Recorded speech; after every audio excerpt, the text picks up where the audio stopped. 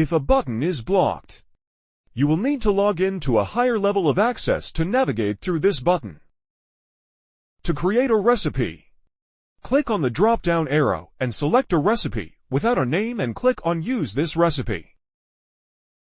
Then, enter a name to save your recipe.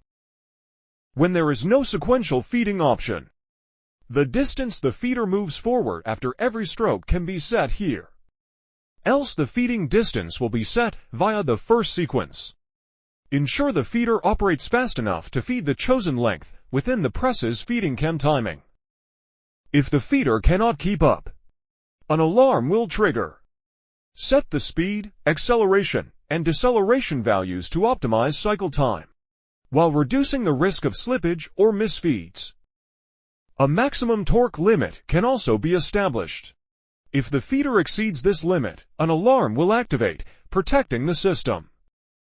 Once all parameters are entered, save the recipe by pressing Save Modifications. The feeder's operational state will be displayed in its dedicated section. After each feed, the screen will display the torque required to perform the feed, providing valuable diagnostic feedback. If the strip lubrication option is enabled, you can adjust the lubrication duration in the corresponding box.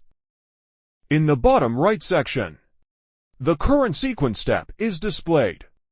To reset the sequence, press the Reset Sequence button. Whenever there are changes to the recipe or sequence parameters, the Transfer Changes button will flash.